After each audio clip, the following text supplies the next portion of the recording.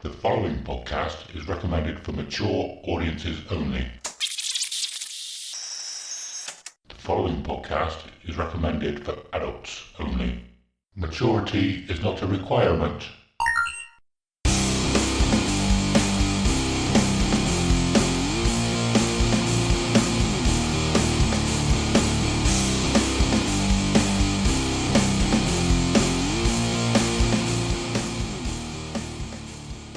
Hello and welcome to episode 10 of Dear Download, a podcast where we get to share our most intimate and treasured memories of Download Festival. We'll talk about each year, the bands we saw, the bands we missed, and everything else noteworthy that happened across the weekend. Also, we'll touch upon any news, other festivals, and the music industry past, present and future. This week is a bit of a Roadrunner special. I'm Adam and I'm here with Simon. Hello and good day to you, sir. Hello, how you doing, man? How you been the last couple of weeks? Yeah, not bad, mate. Not bad. Chilling, really. Just working. Yeah. Not doing much else, really. Yeah, like just preparing for Halloween. That's it, really. Well, me and Vicky went away to a nice little cabin in Somerset. That was lovely. Just, no phone signal, no TV, not even 4G. Just board games, eating loads of good food, having a bit of wine, and they had like a hot tub as well. So I've done that for last. So I've been chilled out as hell. And then, as we spoke the other day, going back to work to like the most stressful time. Yeah. Today's been a nightmare. So this conversation will be a good way to unwind. What about you, dude? I'm all good, thanks, man. You remember we spoke last week about music that we could add other animals to, other than the pig squeal. There's a popular trend. Yeah. At D&D last week, we had a mammoth and a giraffe. I was planning on looking up what a giraffe actually sounds like, but I never got round to it. Obviously, nobody knows what a mammoth would have sounded like. I have no idea what a giraffe. Do giraffes even make noise? I don't know. I don't know. Yeah, that's a good point. I actually don't know the answer to that at all. Yeah, no idea. Or we're just being dumb and everyone else knows and we don't. Maybe. Yeah, possibly. Can't believe you were in Somerset playing board games. Yeah. And I didn't know about it. Yeah. It's playing board games without you. Actually, we were playing the official download Monopoly. So I know, how sad am I? Take a download game out as well. Like, yeah, there's a reason why I didn't ask. All my friends already think I'm sad. It's like, you do a podcast about download, you wear download merch, you got download posters in your house, you got the fucking thing. It's like, oh, you're so sad. I'm like, well, fuck you. Jealousy will get you nowhere. Oh, it's nothing to do with download. It's the Monopoly part. I was going to say there's a reason why I didn't ask is because I would get angry, turn green, and my elitist would come out. Board game elite. No, I'm not. But there are a lot of elitists in the board game. Yeah. Well, we brought industry. We had the logo game. Yeah. Where it was all about British logos and stuff. So that was quite fun. We had the download Monopoly and we had Cluedo. So we were going classic. Cool. Yeah, very classic. Do you know Monopoly is like almost 100 years old, or probably more than that? Doesn't 100 years surprise me, dude. Yeah, it's cool. Just weird. That's really weird. I was on the phone to my mum at lunch, and she was talking about how crazy it is that there's so many versions of Monopoly. Like pretty much any big franchise you think about in like TV or film or just any of that sort of realm, there's a fucking Monopoly for it. Like everything has a Monopoly. I mean, it's crazy that I don't know how much Download paid for the Monopoly license, because it has to be made by, is it Hasbro that I think it Monopoly? Probably is Hasbro, yeah. Yeah, so if it is them, how much would you actually have to pay them to manufacture the game, because it's obviously all licensed and stuff like that. So I thought that was a weird thing, because I don't know how many they made. I know it's sold out on their website at some point, so people must have bought them. It was only 30 quid, so it wasn't like really pricey, but it's awesome. It's so sick. Like, it's proper specific download. I thought that's so cool, but how much did they pay to actually get the license for it? Yeah, that's interesting. Whether they have to pay, like you said, Hasbro to make it, or say we'll give you money and we'll make it. Like, have to source their own like factories themselves. Yeah. Interesting. Weird. It'd be good if we got the answer to that at some point. It If would. I ever speak to Mr. Copping, I'm going to ask him. I saw a Poundland Monopoly the other day. It's fucking awful. Yes. He's had everything. I do have a Monopoly in my collection. I've got Which version is it? the Game of Thrones Monopoly. Yeah, see? Yeah, okay. Yeah, It's fair enough. It's fair enough. cool. I bet that was a big seller. Probably was. Yeah, I reckon that Harry Potter would have sold a shitload. Yeah, Possibly the Doctor Who one just in Britain, and then the Marvel ones probably sold like crazy. Because obviously, if you're going to play Monopoly with the kids, best way to get them to play it is, buy a Marvel one or, whatever the kids are. Not that just kids watch Marvel films, because I do, obviously, and all of us do. But I mean, it's targeted towards kids. It's a good way to get kids to play Monopoly or whatever. So yeah. Yeah, it's crazy. Like, I remember somebody in work saying their son was like obsessed with Marvel, and that was when Soren was a bit too young for it. And I thought, it's all fighting. I don't know if I want to get him to get into it, but it's just natural, I think, for all kids to go into that. I suppose because there's so many different characters, there's so many different characters to relate to. They can relate to a different one. I expect all kids just love Spider-Man. I don't know why, but Soren has arguments. Yeah, it's just cool. Like, yeah, I like if I was a kid. If Marvel was this big when I was a kid, I definitely would have been into Marvel, 100%. Yeah. Like this was exactly the sort of thing I was craving to happen as a kid. Like, we had loads of sick shit, late 80s, early 90s. We had so many good cartoons, loads of good movies. But to have Marvel then would have been amazing, incredible. Yeah, I remember hearing actually, it was a little while after the films started coming out, someone said, like, if you had told me 20 years ago that Iron Man and Captain America would be the two biggest superheroes in the Marvel films, you would have said, fuck off. Like, then they won't be. Because they, I think there was there was probably a lot of big games and comics, but the one game I remember didn't have Captain America or Iron Man. I think it was Wolverine, Cyclops, Storm. Yeah. X-Men was huge. Yeah. X-Men was like the one, yeah. Yeah. This is actually weird. I'm not saying like, oh yeah, I was there before everyone, but I still have my original Iron Man comics.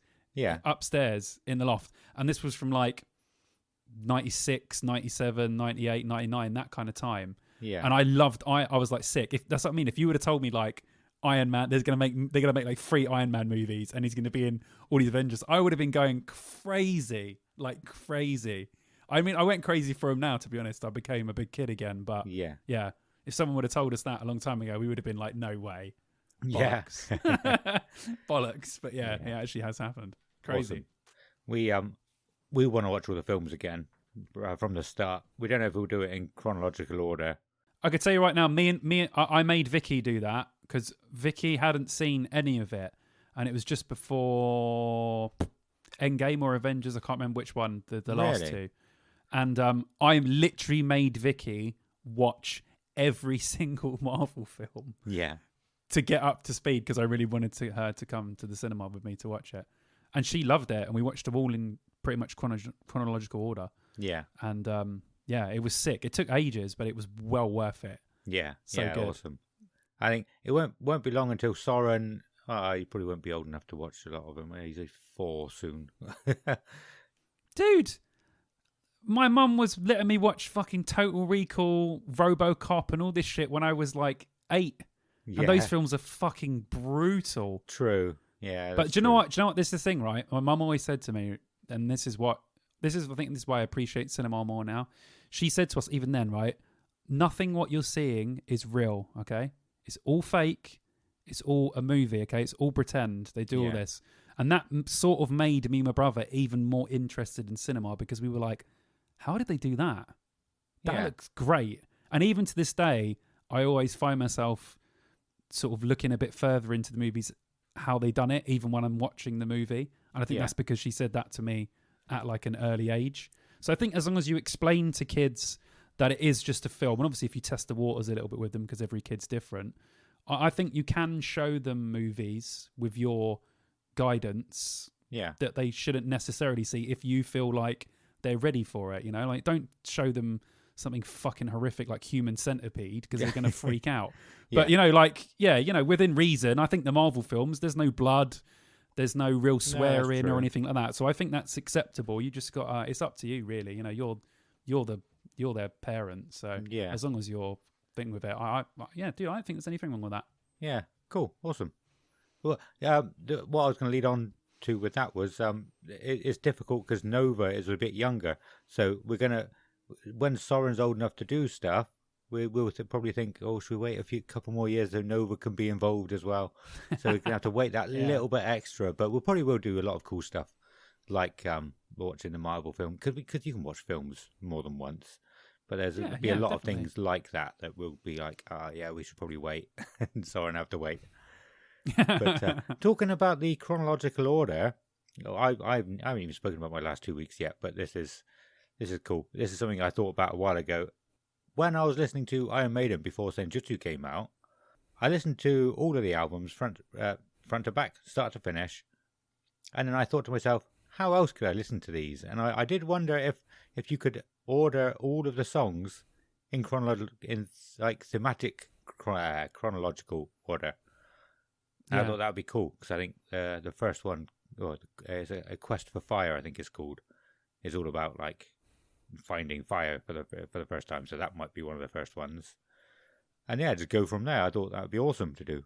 Yeah, that's great. I love that idea, especially with stuff like Iron Maiden where they're telling stories and stuff like that, and like everything. Maiden songs feel like they're always set in a time period. Yeah, where a lot of bands you don't get that. So I think that would be awesome to try and just pick them out and just put them in what time order would be, or even ask someone from the band if that was ever like possible. Yeah, like we've spoken before about that. Steve Harris is such a great writer, and you could just tell he's just a huge nerd.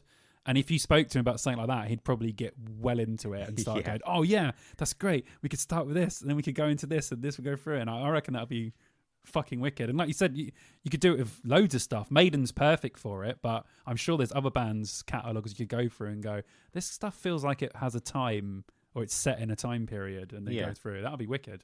Yeah, It's a cool idea, man. I never heard anyone say that before. No, I like to keep this going. Keep thinking of new things. Yeah. Keep thinking it, man. If I come up with some in order for any band, I'll let you know. Cool. What else was I going to say? Oh, I said to you yesterday that we, because I asked you if you've been watching Squid Game. We jumped on. Like I said, it feels like we got to it late, even though we're only like a couple of weeks behind everybody else. Yeah. And we had we were going to watch the last episode yesterday, or last night. We watched 2 episodes last night, and we still got 2 to watch tonight. I had it wrong. I thought it was only 6 episodos. So we were watching episode 6, thinking this is the last one, and it got halfway through. We were like, "This is a bit slow. How are they? I don't know how they're going to finish it from here." And then we looked again. It was about 12 minutes left. We were like, "This can't be right. There's no way they're finishing it in 12 minutes." So, we realised I fucked up. So we're going to finish it tonight instead. Oh, cool. Yeah, but I've heard great things, and it's definitely on my list of things to watch. But at the moment, we're really still trying to sort of chug through Buffy and Angel. Well, we're not onto Angel yet. When we're watching Buffy, and then we're on season 3. When series 4 starts, Angel and Buffy shows run at the same time, but also interlock with each other. People from Buffy will go to Angel. People from Angel will go to Buffy. So there's a particular order you have to watch the episodes in for everything to make sense, which at the time would have been mental because both shows were running at the same time for like 4 years. Yeah. So, I mean, I watched them at the time, but not in proper chronological order. So it's going to be interesting to see how you should have watched the show. Yeah. And exactly what we were just talking about with the Maiden stuff. Like when you put stuff in the order it's supposed to be, it's interesting because that's not necessarily the way that you consume it. So putting it in the order it's actually supposed to will be quite a trip. So we're trying to get through that. But Squid Game's on my list. But then after that, after we've done Angel and Buffy, Vicky's never seen X-Files. So I was like, we're gonna have to watch all of X-Files now. So that's and it's all on Disney Plus. So is it Disney Plus? No, I thought it was Prime. Oh, maybe they do have it on there. I just saw it that it's all on Disney Plus. Yeah, so. Maybe I'm wrong, but we started watching that a few years back. Actually, again, I never watched it start to finish. Oh, okay. I always Nice. wanted to finish it, but we only got to like the halfway through season 3, and it just got a bit much because I think it was before we had kids, so we were watching a lot as well. So yeah, we There's a lot of definitely want to freaky get shit. to it. You can't really watch it with kids. There's some weird shit that happens on that show. Yeah, Yeah, great show, fantastically written, and Gillian Anderson and David Duchovny just fucking incredible. Yeah, But yeah. I have heard what like the overall story becomes. I'm not going to say it, but well, I'll say it to you. Like there's 2 sets of aliens in the end, isn't there? I never knew that, but I did. I think I saw that on Reddit once, so I do want to go back and watch it. Yeah, well, that hasn't ruined anything, so it's fine. So if you're listening and you haven't seen the X-Files, if you like horror, you like mystery, and you kind of like cop shows as well, there's a bit of that mixed in. Some of the stories are quite normal. They don't turn out to be that freaky in the end. Watch X-Files. It's well worth watching. Hasn't dated a day. Well, apart from some of the effects, but story-wise, just as good as anything that comes out now. But yeah. Yeah, awesome. There's 2 more things I wanted to talk about. One was the cow that I failed to go back to last week. Because I don't know if you remember, I said something about cows and then thought, oh, we'll talk about that later. And I said, stick a pin in that. And then I never went back to it. So, we do that all the time. Yeah. We go, oh, yeah, we'll get back to that later. Nope. Yeah. Too many tangents. But yeah, because we were talking about Download 2004. And it would have been about the same kind of time. So we used to go down to the pub on the Thursday at Download every year. And I miss doing that. I really do. It's a long walk, though, isn't it? To be fair, my lot done that a couple of times. And then, like, the recent years, we haven't even left the grounds of Download. Because I think it was more prevalent when they didn't have a co-op, where you'd have to go to the co-op. And you'd see the pub and you'd think, yeah, let's go in for a couple. So I think it probably happens less now. I'm sure there's some people that still do it, but continue. Yeah, no, it was nice doing it, and I kind of miss it. And I think I did actually walk. I think it's a Tesco down there. I didn't know there was a Tesco. We just walked down to the shop. But on the way there was some fields, and there was this massive cow in this field, and me and a friend kind of got a little bit obsessed with it, and I didn't realise our mistake until a few years back, but we were calling it the granddaddy of all cows. and it was, like I said, it was a few years back now, and I just it just clicked, and I was like, I can't believe I made that mistake. Well, I can believe I made that mistake in the first place, but it's not clicked sooner. How pissed up were you at the time? We were probably sober. Oh, that's even worse. Probably. But yeah, I don't know. Around that kind of time, 2004, I was in college. You were probably in college or there or thereabouts. I don't know if it was the same where you were, but it was like everybody wanted to be as random as they possibly could in college. It was a weird time. Yeah. Oh, yeah, definitely. Yeah, but because of that cow, I found a picture of another cow in a newspaper. It wasn't even the same cow.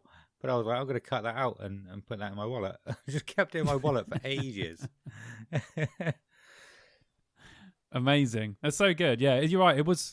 Things were really weird in 2004. Yeah. It was a weird, looking back now, it's a weird fucking time.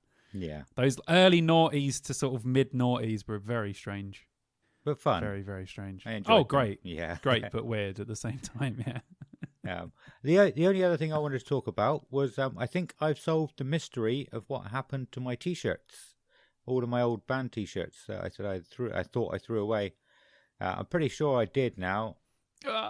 Yeah, I know. When you say that. But yeah, I was just chatting to one of the guys from FestPod on Instagram a few days back, and I sort of said the similar thing. I don't. It's an awesome T-shirt that I used to have that I don't anymore. And then I remembered when we bought this house probably just over 5 years ago now. It was a brand new house, and when we were buying it, the guy who was showing us around basically he told us that the attic is not built for storage. It's not for storage, so we just didn't think we were going to use it to start with.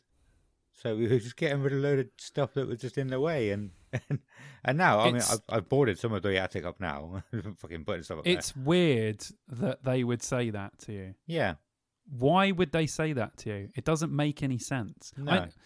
Maybe, it's because they have to say that you can't store things up there. Yeah. But that's what everyone uses, unless you convert your attic like a lot of people do to give themselves more space. Yeah. You put your shit up there. Yeah. I could tell you right now, if I put one more thing in my loft, everything in the loft will be in this room. Really? Because there's so much stuff up there. I'm surprised the roof hasn't caved in. It might happen while we're talking. If you just see a load of debris and me hit the floor, you know what's happened, okay? Just call the fire brigade and just get them here straight away. You already know. You can already explain what's happened.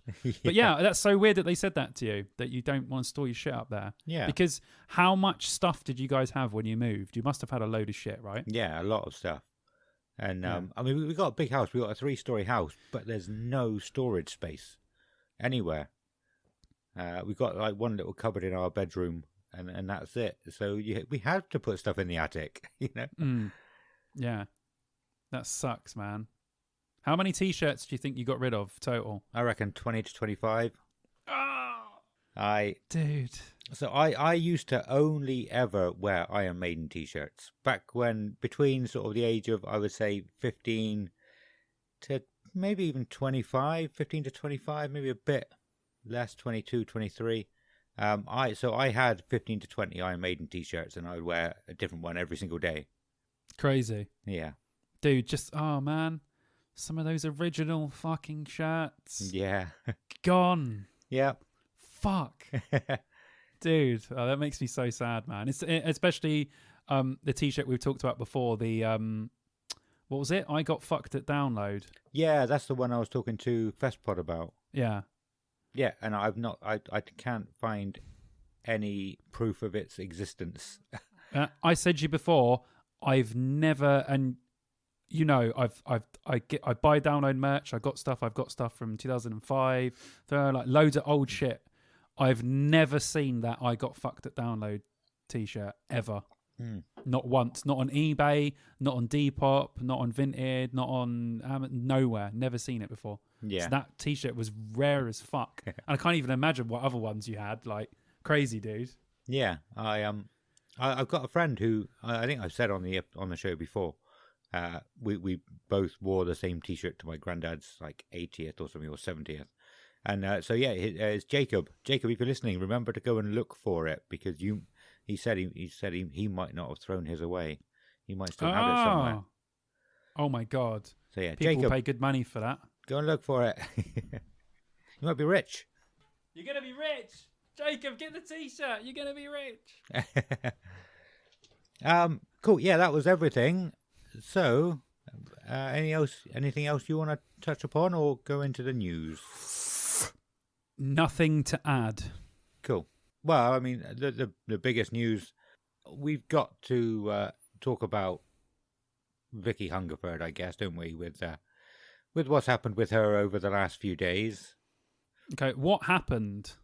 What happened, Adam? Tell the people what happened. Cool. So, this isn't the exact wording, I can't remember, but basically it was something along the lines of, the world's gone mad. If I get one more email that has somebody's pronouns at the end of it, it's going straight in the bin. That's pretty much exactly what she said. I just got it up. Oh, okay. So, yeah, you were right perfectly. Cool. And you can imagine this pissed a lot of people off, with Bloodstock being what it is. You know, they've got the Sophie Foundation working with them, which is all about being yourself, being who you are, and not having to pay for who you are. Yeah. In any way whatsoever. Yeah, any sort of discrimination towards you. Colour, whatever you identify as, whatever you want to look like. It's like we were talking about this before, you know, the reason people love metal festivals and people love the environment, and we feel like we're so safe within our sort of, you know, unit of people together, is because we accept everyone. You know, you've seen people kind of festivals. You could do whatever you want. Yeah. Just walk around. Just be yourself, you know, like that's what it's all about. That's why people think that metal and rock festivals are so good. And the people that are booking these festivals should be the people that are leading the way for people like that. Yeah. And whatever people want to be. And it is just it's not on that she's saying that, especially the position that she's in, Yeah. especially putting it on a tweet. I mean, who's not going to see it? It's obviously going to get a reaction, isn't it? No matter what you write. Yeah. So it's stupid. I mean, it's out. Like, I know now it seems weird because it feels like, oh, why are you saying all this about a tweet? But it's not just a tweet. It's what she said in the tweet. And this is the person who's booking entire festivals for, hundreds of thousands of people to go. Yeah. And that just can't happen, basically. No. It can't happen. No, it's yeah, I couldn't believe it. And well, we've also spoken about she's done it before as well. Like I saw it on the Bloodstock Facebook. I think it was only about 15 minutes after it happened, and there was a big thread about it already. And someone had already posted a screenshot of something she said in 2018, I think, about going off on one about Santa being genderless, or what, disagreeing with people, and talking about snowflakes basically. But one thing about that, I couldn't believe it was so quick for someone to put that screenshot up. I thought, to go back and do it. How long have you been waiting for this moment with that saved on your phone just to have a go at her? It's crazy. See, the thing is like, it's okay. The Santa thing is like, she's saying, oh, Santa should be a man, right? That's okay because that's her opinion. She wasn't attacking anyone. She wasn't saying that it shouldn't be. She just thinks that Santa should be a man, which is fair enough. That's her opinion. Like, you have your opinion, fair enough. But this one's different because she's refusing to engage with anyone that's different or trying to be who they want to be, which is completely out of line. It's just not the way that you should be handling it. And as far as I know, they haven't taken any well, they will take action against her, but she won't. I think they said that she's going to be stepping back, but she'll still have some sort of role within whatever's happening. It just shows you how powerful social media is. You could literally destroy your whole career with one tweet. Oh, yeah. It's happened to people before. Yeah. It will happen in the future. A few words can completely destroy you or make you. Yeah. That's just the world that we live in at the moment. You can go from, just you to being a fucking megastar within just one tweet. It's happened before. So, yeah, it's just strange, isn't it? It's very weird. Within our community, we're all supposed to be it's supposed to be like a big togetherness thing. You go to even download, it's huge, but it still feels like a family. Oh yeah, absolutely. You can do whatever you want, and like you said, just be the person you want to be. And it's not on. So I'm glad. But I said this to you before. I've got some friends that I went to Bloodstock with, and we've got like a Bloodstock group, and I put in there right as I saw this come up to say, which two of you said? Some of you said that she was a bitch anyway. Yeah. And apparently she's a complete bitch anyway. So it's some people in my group were like really not surprised she said that. Yeah. Because she just says loads of shit. It's just not on Twitter. So right. Yeah. It was probably going to happen anyway at some point. I don't know. I don't know the woman. I don't know. Do you know what I mean? I've only been to Bloodstock once. So I'm not saying I'm an expert on it or her or whatever. I only heard her name for the first time like last year. But still, it's not on. No. And yeah, it was interesting you saying that actually, because I saw it both on the Bloodstock Facebook and the Download Festival Facebook, and on the Bloodstock there were a few people trying to defend her and defend her, I guess is the best way to put it. But on the Download page, the majority of the people were saying, well, I'm not surprised. She is a bit of a bitch anyway. Yeah. So it's funny. It was strange how the two groups see her. Yeah, differed a little bit. Yeah. Well, it would be the same. What if someone said tomorrow that Andy Copping had said something really bad about someone? Yeah. And we would be a bit more like, because he's been the guy mainly in charge of Download. The main reason we do this podcast. So that would affect us in a different way. And I'm sure the people that have been going to Bloodstock since its inception probably would feel the same way about it. So it'd be difficult. But anyway, let's not talk about it too much because we could go off on loads of tangents. But it's not on. And in this community, you should be who you want to be called whatever you want to be called, identify as whatever you want. And you do you. If it doesn't affect anyone else, should be none of their business. Yeah, They should absolutely treat you as you want to be treated. Do you know what I mean? So yeah. But I do just want to say, I think only good things will come from this. Well, maybe not only, but a lot of good things will come from this. She put out a rubbish apology, maybe like half an hour. Oh, I didn't see that. I after. didn't see that. Oh, it was awful. And then people were saying, like, calling her out for that and saying, like, instead of saying, I'm sorry that you're offended, you should be saying, right, educate me. And then she did end up doing that after. And I think Adam Gregory, is that her husband, or is that somebody else who runs Bloodstock? Oh, I don't know. He put out a big thing saying, look, okay, I'm not educated enough on this subject. I want to have a big group chat on Zoom with some of you who can come and educate me. And that was the right thing to say. And and I think, like I said, a lot of people probably on the sidelines as well, just in the group, have probably been educated a little bit more because of this, just reading the comments and stuff. So, like I said, I think good things will come from it. And I think who she is, like the job she does, she sort of built herself up. She can post any old shit and get hundreds of likes for it. So she was probably just in that mentality of like addicted to social media, addicted to posting things and getting all the likes. Like she just feels like she has to be posting something all the time, like several times a day, just to stay relevant. And that's a big thing that's happened with social media over the last probably 5-6 years. Yeah, I agree totally. Like it's this thing. It's a double-edged sword, isn't it? Social media. I think me and you have mentioned this before in the podcast. Yeah, it can be the most fantastic thing in the world. It can almost be the most horrific thing in the world, and the same thing for the internet in general. You can look at the internet one way, you can look at it the other way. There's always a double-edged sword. It can be the best thing, it can be the worst thing. Yeah. So it just depends on how you use it. But it is sad that something like this can affect people in such a huge way. Yeah, it's pretty insane. But also, like you said about education, it's a good way to educate people. It's a good way to spread awareness and, just anything. You can spread anything. But then again, it's also a place to spread fake news. Yeah. Spread bad things about people, spread, things that aren't true. And sometimes they can be perceived by more people than the actual truth just because they've seen it on social media. So yeah, it's both ways, isn't it? It's the yin and yang. So yeah, you that's just got to try and use it to the best of your abilities. That's all I would put. That's what I try and do. Just try and enjoy it. Yeah. What we have, because we've lived in a time where we didn't have it. Yeah. And now we have it, and it's cool. Me and you wouldn't be able to do this if the internet hadn't taken off like it did. No. So, yeah, just use it to the best of your abilities, I would say. Yeah, I like that. Cool. Right, shall we move on to Roadrunner Records? Yeah. Yeah. Oh, can I just say yeah. one thing? This is Roadrunner Records related. I listened to the new Trivium album today, and it's fucking awesome.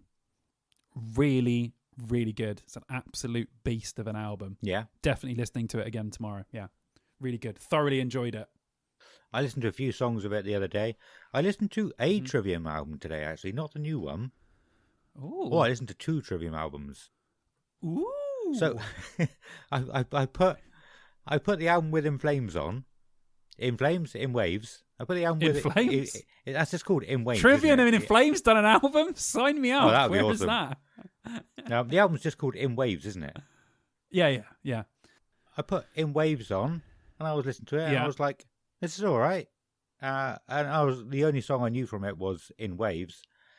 Mm-hmm. And it was going on a bit, and I was like, when's In Waves coming on? I love that song. They left In Waves right to the end. and I went to look at it, and I was like, when is it going to come on? And I had put the wrong album on. I'd put on Vengeance Falls accidentally. So I was listening to the wrong album. But I thought, I realised I'd not heard a single song from that album ever. So I don't know which ones they actually released, but Do you want to know an interesting fact about that album? Go on. It was produced by Disturbed's David Draiman. Really? Yeah. Awesome. They've done it with him in the studio. It's got quite a different sound to the rest of their albums.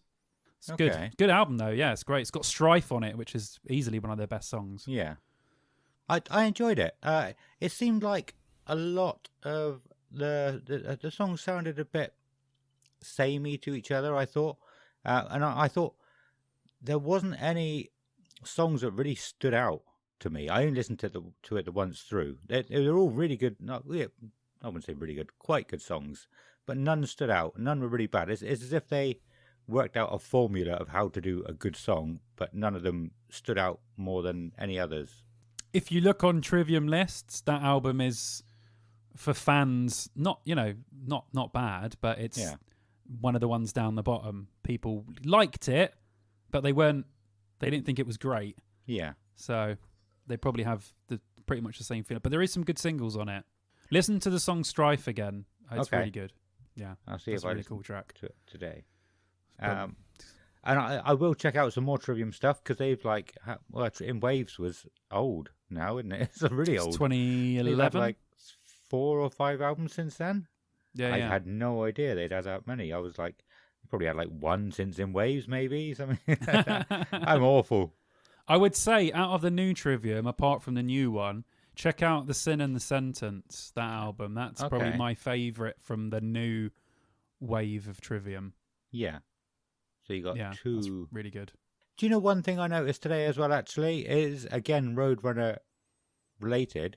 I think it seems like all or most of Roadrunner Roadrunner Records bands, they put like a deluxe version of the album onto Spotify as well. Yeah, I've been listening to a lot of Roadrunner stuff, or a lot of different bands that are on Roadrunner. They all seem to have each album on twice. So in deluxe version.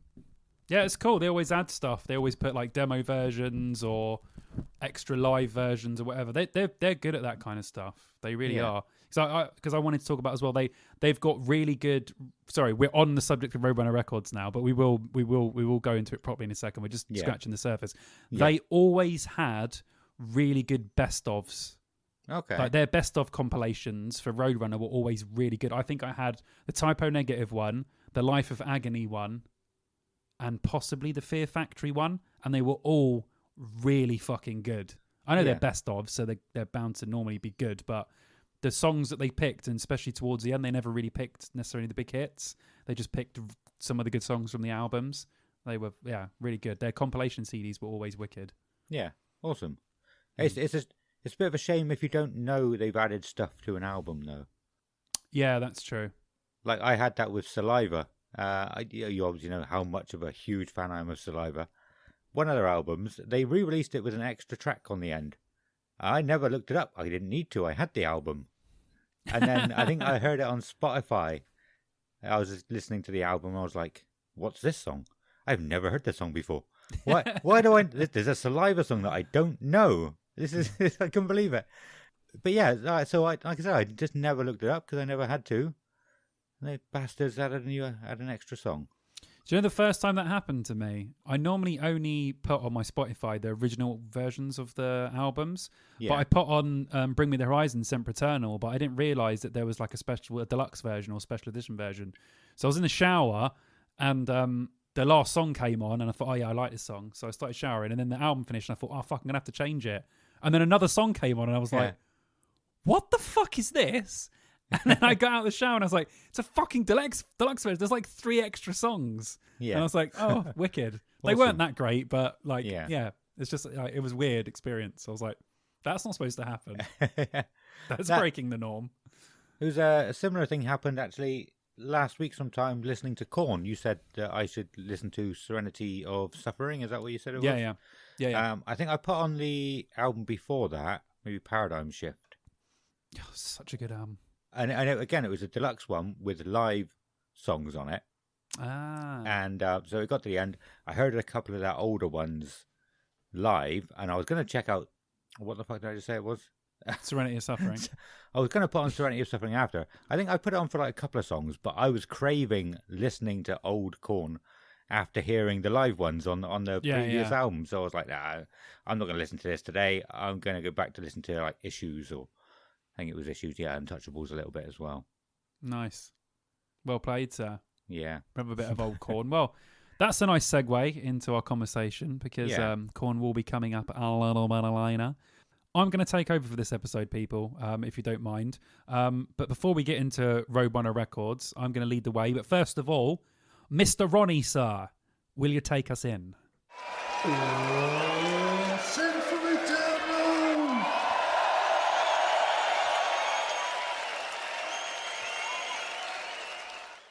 Thanks, Ronis, for yourself.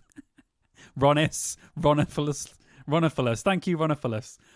So today's episode's all about Roadrunner Records. So if you don't know what the fuck we're talking about and you're listening to this going, I don't know what that means, Roadrunner Records were a record label and still are a sub-record label, and they released a fuckload of good music in the 80s, 90s, and up to today. So that's what we're going to talk about. So first of all, I'm going to give everyone a little bit of history on the label, and then we'll run through exactly why we're doing a whole 2 episodes about it, because this episode, Mystery Twist, is going to be split into 2 parts. And I'm not going to tell you when it's going to split into 2 parts. We'll let you know when you need to know, right? Good. Right, okay. So, Roadrunner Records is currently a record label, but they were a record label from the years of 1980, which means that the record label itself is, 41 years old? So it's been around for quite some time. Not quite as much as some obviously have been around since like the 50s and 60s, but for a metal label, that is pretty cool. So originally, what the point of the record label was, they were releasing metal, heavy metal, and rock stuff, but they were releasing US music in Europe. So there was no distribution label at the time, or there were a few. So what Roadrunner were doing, instead of producing their own music or signing bands or anything, they were literally taking bands that were already signed and distributing their music to people in Europe. So they were responsible for the first few Metallica albums. I'm not quite sure up to what. So I'm probably just thinking, like Kill 'Em All, Ride the Lightning, and probably maybe a few others. So that's quite a big deal, because people in Europe would have been getting their Metallica fix through Roadrunner. And obviously at that time, that's when Metallica were obviously probably more of a cult band at that point, but they were probably starting to find their feet and stuff. So that's quite a cool concept to think of. That's how they started. And as this conversation will go, the model changed a hell of a lot. And a lot of money was finally involved in the whole record label, but we'll talk about that a bit later. So I'll just run through some notable acts. So this is just an overview of probably their, I would say, biggest selling acts or most well-known acts. So acts that have been on the label past and present include Slipknot, Machine Head, Killswitch Engage, Sepultura, Korn, Fear Factory, Typo Negative, and Nickelback. So in there, some huge names that I'm sure a lot of people have heard. So this record label was responsible for basically, not so much in the 80s, they released a lot of good stuff in the 80s, but 90s and 2000s pretty much being the leading force in metal, metalcore and alternative stuff. It was insane how much effect this record label had on the music industry. So I'm just going to tell you about what it is today. So today, as of 2010, the record label was sold to Warner Music Group for $73.5 million, which is an insane number for a label that started just as a distribution label, literally just giving music to different continents. That is absolutely insane. So they still function today as a sub-level, sub-genre of the Warner Elektra music division. So they're like a sub-label now. They still have people. They're still releasing records. Like I said, I just spoke about the new Trivium record, released through Roadrunner. It's been blown off the board. Everyone loves it, critics and fans. So they're still kicking it today. So, yeah, I mean, that is a crazy amount of money, right? Like 73.5 million from just starting. I mean, obviously it was 2010, so it was quite a long time after, but just starting as just a distribution company and making 73.5 million must have been insane. Yeah, like Roadrunner was massive. No other record label was as prominent as they were. People didn't really know. Well, people would have known who their favorite bands were signed to, but like if you were signed to Roadrunner, it was a much bigger thing. Definitely. Huge deal. I think it was a huge deal. I mean, especially bands like from mid-90s to mid-noughties, if you got signed to Roadrunner, you must have been leaping in the air, because they done everything they possibly could to get these bands, like magazines, music videos, adverts on the music channels, like early days of social media. They were pushing stuff. They were doing DVDs. They were really pushing a lot of these artists. Some more than others, which we will speak about later on. But they're responsible for a huge chunk of that time. People will probably, when we go through some of these bands, they'll be like, "Oh shit, I didn't even realize that they were on Roadrunner Records." It's like crazy. Like, go on Wikipedia if you get the chance, if you've been interested in what we're talking about, and just look at the list of bands on their Wikipedia that they've had signed. We won't be speaking about all of them today because it's just too many. Yeah, it's a ridiculous amount. It's crazy. And some of the bands on there, you're like, how the fuck? I mean, obviously they didn't have them on there at the same time, but just the roster of bands is fucking mind-blowing for the world of metal. Like, insane. So we'll just talk about what they are today, basically. So bands currently on the label, I'll quickly read off the list because this is pretty killer to say that this record label, even though they're technically a sub-label, is still going strong today.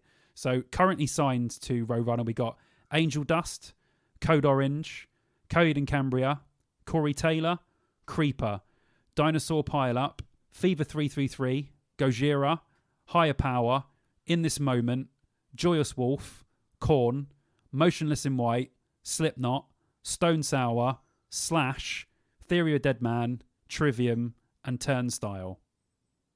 Now, if this record label was brand new and they just came out today, or they'd only been around for about 5 years, that roster's fucking insane. Like, that is a mix of bands that are already big and bands that are leading the way and will be big. The future, basically. These bands will be there in a few years. So that in itself is just a crazy, absolutely crazy roster. Was there anything on there that tickled your fancy or stood out, or you're like, oh, okay? Because do you know what? I never knew Gojira were on Roadrunner until I'd done this research. I've heard a lot of people talking about Gojira for a while. I've never really listened to them properly, but that's another one for my list. I've been saying it's my homework, but I thought about it today, and I don't actually listen to these bands at home. I listen to them at work, so it's my work. Nice. Or when I'm walking Eddie, so it's my walk work. no, that's not as good. That's not as good. Work. So it's been added to my work list. Nice. Yeah, I do. There's plenty of shit, man, on there. But it's crazy. Gojira as well. Whenever I think about Gojira, I think, shit, I should have been listening to them ages ago. My friend Aston, in like 2012, he said, there's 2 bands you need to be listening to right now. And I saw this guy could see into the future because these bands are huge now. He said, you should be listening to Gojira and Ghost. And both those bands now are fucking massive. Yeah. And this was like 2012 when he was like, yeah, dude, the other day I went to see Ghost. And he's like, yeah, the other day I went to see Gojira. And I was like, it's just crazy how he told me to listen to those bands. I didn't listen to Ghost till like, I don't know, 2014. And I didn't listen to Gojira till like a couple of years ago. So I wish I'd got in there earlier. But still, yeah, I think Gojira, definitely worth a listen. But yeah, I was quite shocked that they won Roadrunner. But apparently for the last 2 or 3, they have been on Roadrunner, which is their biggest album. So that's cool. But yeah, anyway, it's a great list. And, bands like Code Orange, Creeper, Dinosaur Pileup, Fever 333, Higher Power, Turnstile, bands like that, they're the bands that they're coming out now. They're the ones, you see them on all of the lineups, and they all play Download and stuff like that. These are like the new breed of the future. That's people might surpass them, but these are the ones that have started the seeds for what our sort of genre of music is going to be in a couple of years. Yeah, I've not actually heard of a lot of them before, so they're worth checking out. I'll have to check them out. Well, I'll talk about Higher Power a little later on because they're sick. Yeah, sure. Code Orange are definitely worth listening to as well. Yeah, I'm sure you've mentioned Higher Power before. Yeah, they're I didn't know more than worth. I didn't know In This Moment we're on Roadrunner. That's Kelly's favourite band, or I would say second favourite to The Used. Oh, I fucking love The Used. I think she went to America to watch them. Wow. To do sick. like a cruise. Oh, what was it? I can't remember what it was called, but like You basically get on the boat and they play all the songs, all the sets on the boat. I think they do 3 days of music. Get to a Yeah, beach. I've heard about those rock cruises. That's sick. Shipwrecked. That's what it was called. She paid a Oh lot yeah, of no, I fucking have heard of money that. Yeah, to do that. yeah, And like, yeah. Jesus Christ, how did she afford that? oh, she's got a lot of money. she, That's mental. she just saved since leaving school. She Really? never, yeah. She always said she went out and did whatever she wanted to do, but just didn't spend her money every week. So it just built Fair up. play to her. I did spend my money every week. I spent my money Yep. payday pretty much. Spent all my money in the pub. Yeah. Fucking hell. Jesus Christ, my poor liver. Yeah. Our livers are fucking not reaping the benefits now, reaping the scars. That was only a couple of months after we got together as well. But it was already really? booked and I couldn't afford to go. So I had the week booked off work because it was my birthday. It was my birthday week. And we got together and she was like, oh, I'm going to America for a few, for like 10 days. And See you later. like the day they left, this is going massively off. This is not Roadrunner. But It's fine. the day they left, I noticed that Saliva and Cold were playing a gig together. It's somewhere in Orlando, and I was like, I would love to go to that. Like, I've never seen either of them, two of my favourite bands growing up. Like, I might just get a flight out to go and watch them and then come back with you. How sick would that have been? Oh, it would have been awesome. Yeah. Sorry. Yeah, man. We talked about Cold on the last episode, and I said I hadn't listened to Cold in ages, so Yeah. they're on my list. Have you listened Yeah. to them since? No. I told just like you. I've got I don't know, half work, half homework. Right. It's not quite all work, but they're on my list. Cool. So I will go back. I promise. Cool. Yeah. So what we're talking about. Yeah. Apologies. So this label is still going strong. You know, even though they're probably not reaching the peaks of what they did. It's Yeah. still a label that's releasing. You know, the last Slipknot album done really well. The new Trivium one's doing really well. You know, all the bands on here have released albums in the last couple of years that everyone has enjoyed. So they're still doing a fucking great job. So so what I want to do now is I want to delve just a little bit deeper into some of the albums that influenced me and some of the ones that I thought were fantastic and obviously would have influenced other people as well at the time.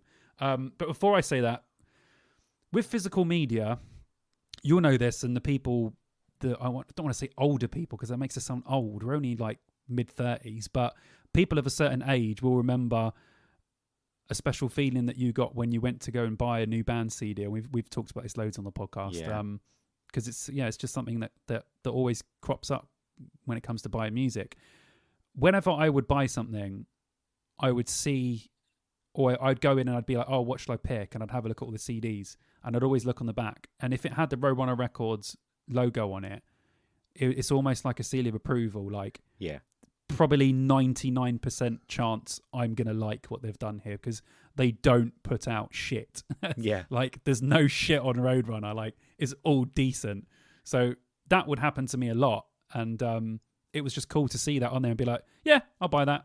Like, I just buy it. Like, Yeah. I had no money. I could only afford one CD. But if it had Roadrunner Records on it and I hadn't even heard of the band, I was most likely gonna like it. So, and that worked out literally. I can't remember me ever buying anything from anywhere that had Roadrunner on it that I didn't like. Yeah. So, yeah, I say 99%, but for me it was probably 100% at the time. But yeah, it was a great feeling getting a CD. It's just I bet it to was. see it, pull it out, just so good, man. I miss that so much. Wasn't very often I could do that. I had to leave Yeah. my town. Oh yeah, we talked about it before. Yeah. Yeah. Well, I mean, you don't remember our price, do you? No. So wait. So what did you? So you had a shop close to you, didn't you? But it wasn't a big one, right? Well, yeah. It wasn't like a Virgin or anything. We over in Taunton. The next town over is Taunton. It's probably I think it's about 11 miles.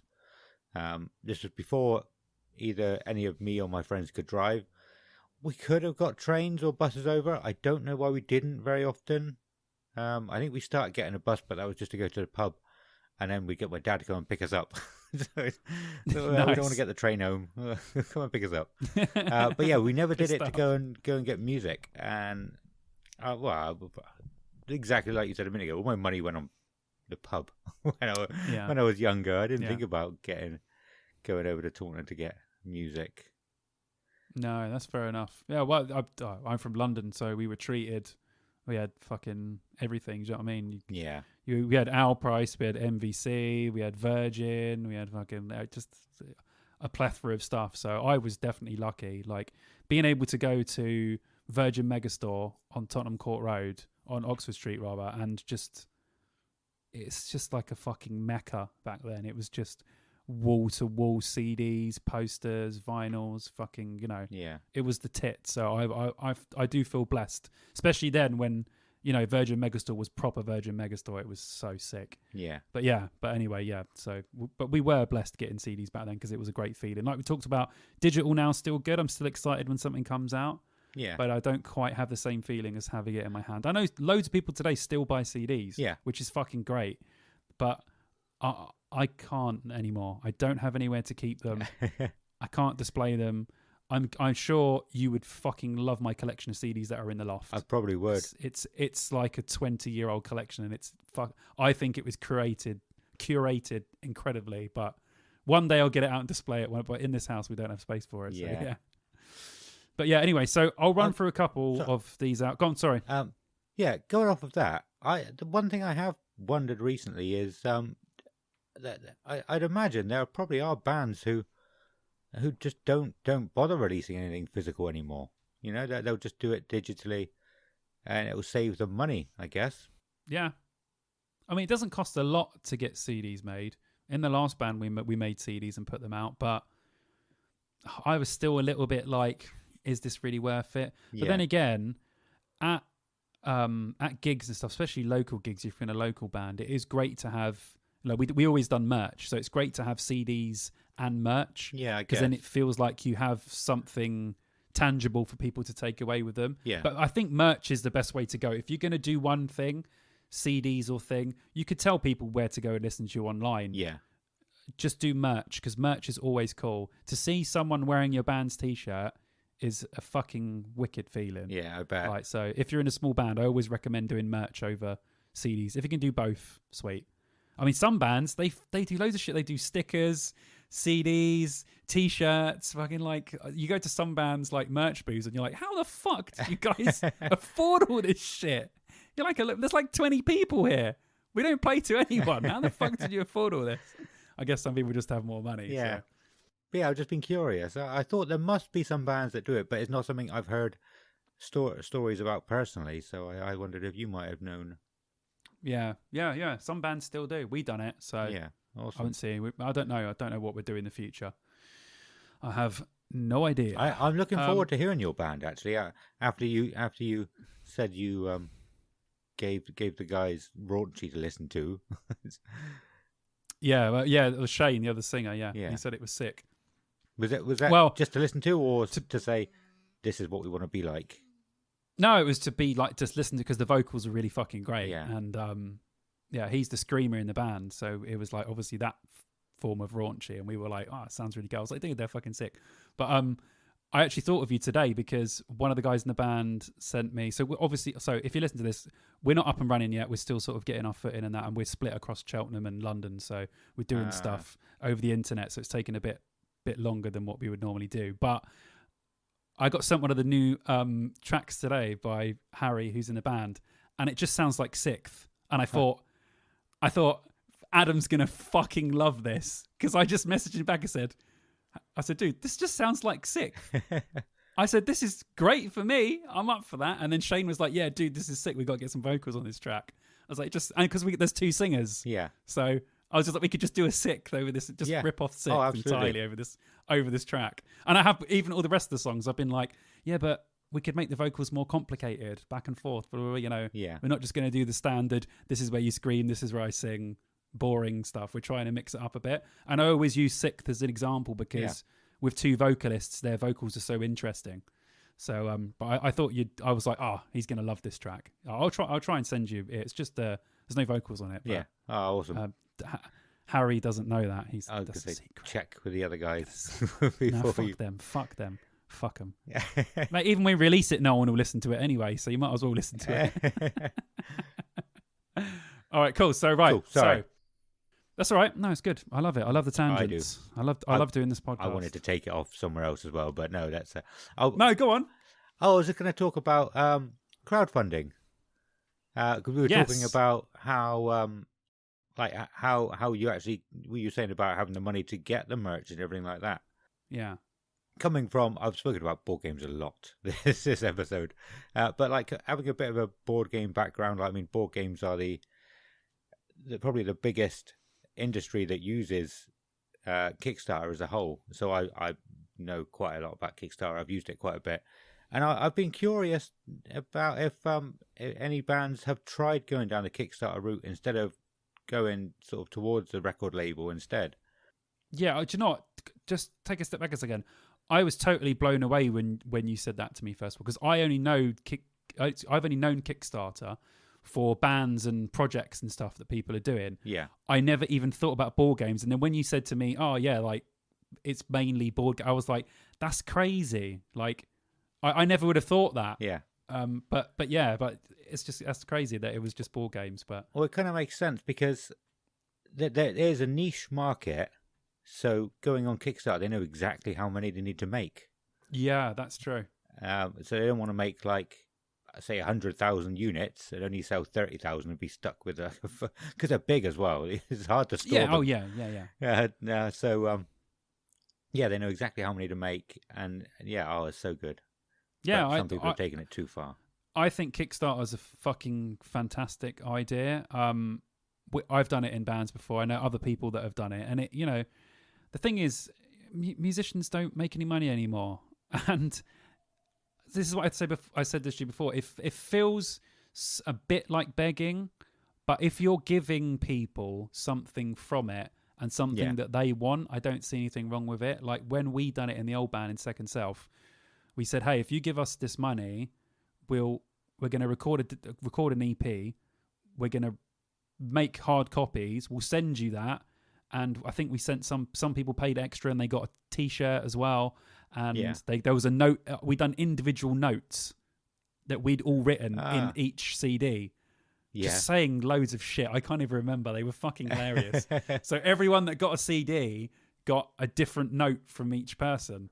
Yeah. And when you do stuff like that, it feels worth it. It feels cool because when people get it, there were people taking pictures and sending them to us and tagging us on Facebook and stuff. And that bit felt really cool. But that's at the end. At the beginning, it really does feel a little bit like begging. When there's something tangible there for people to get, it feels like, wow, it's come full circle. But at the beginning, it is kind of like, can you give me money, please? Yeah. I need some money. But in the end, if you believe in what it's for and you know what you're getting and that's actually what you get rather than getting, not getting what you actually paid for, I think it's a great idea. And something you've reminded me of, and now I might speak to the guys and say maybe that's something we can do in the future. But we're not a band that's struggling for money. We all got decent jobs. But if you're a younger band, or certainly 2 or 3 years ago when I didn't have as much, I'm not saying I'm rich, but I didn't have as much money as I do now, it was definitely on the cards because a lot of the guys in the band didn't have any money, and a Kickstarter was a perfect way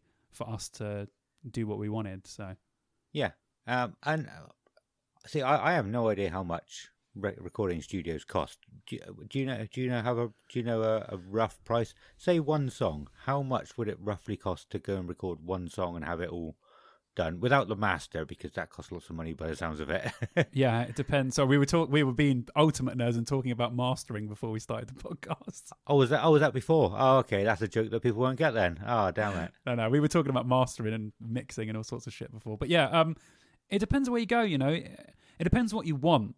Like we said to the guys have said to me in the new band, look, we want to pay, and I mean pay for the first EP because we want it to sound really good.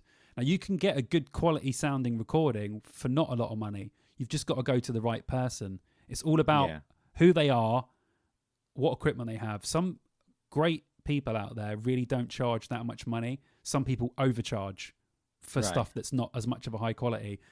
You got to go on word of mouth. You got to listen to other recordings they've done. Don't never just go to anyone to record and just go without no reference, because you could get something fantastic, but you could get something fucking awful. So it honestly depends, dude, on what you want, what you can afford, really.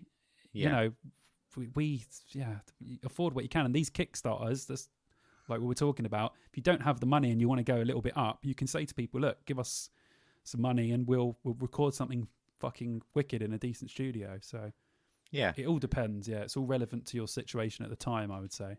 Yeah, I think you'd have to start small. You wouldn't start a band and then 2 weeks later go, all right, we're going to go on Kickstarter, and we're going to try and raise 20 grand. You know, Yeah. You go on, you go, right, we might have a few fans. Let's try and go for 200 quid and see what we could do with 200 quid. And like you said, you got to give them something for it in return. It's not just giving you money to make it. It's giving you money to make it for them, but you get the extra to make it for others as well. Yeah. But yeah, it's all about how you do it, doing it cleverly, and what's the right word? I don't know. But yeah, like I said, I come from like a board game background. I know Kickstarter quite well. And I really do think it could take off with music if you do it the right way, you know? Definitely. I'm sure if we Googled it now, there's some bands that have kickstarted their entire album. Yeah. And probably quite big bands as well, because like we keep talking about this podcast, no one makes fucking money from music anymore. So I'm sure that Kickstarter will become much more of a thing now that the music industry's bleeding money. Yeah. I'd love to have a more in-depth chat about this with people who have actually done it as well. And so I might go and post in some of the music groups that I'm in and ask if anybody's done it and if they'd be interested in coming on to chat to us. Yeah, sure. If you're fine with that. Yeah, I tell you what, Yannick, the guitar player in Second Self, he'd love to come and talk, because he was the one who organised all of our Kickstarter stuff. I reckon he'd be really good to get on. Yeah. Yeah. I think he'd have good knowledge into that. Gares. Yannick Davis. Oh, okay. Yeah, nice. No, Yannick Gares. Yeah, no, Yannick Awesome. Davis. He's a good lad. I'll ask him. He'd be really cool. He's got that kind of. He's very much a DIY musician. You know, he's all about that. I think he'd be a good person to talk to. Awesome. Was it on Kickstarter then? Yeah, it was Kickstarter. One of them, a similar one that we used for our first EP. So the main ones are Kickstarter, Indiegogo, and GoFundMe, I think. Or there's a new one. It was either GoFundMe or Kickstarter. Might have been Kickstarter. Cool. Can't remember.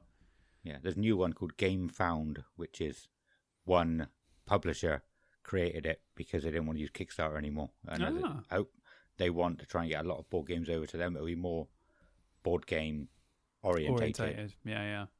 That's cool. Like you said, it's such a niche thing, and people are definitely going to put money towards it. So they're going to make money. Yeah, I think I'm waiting on about £600 worth of board games at the moment. It should be coming in December. How many board games do you think that is? I reckon that's do you know what? It's probably not even that many, is it? It's 2. I thought so. I knew you were going to say that. Yeah. I was going to say 15, and you were going to go, no, 1. Oh, yeah. That's cool. Looking forward. Yeah. One of them you'd love. It's basically like Alien. Oh. Yeah.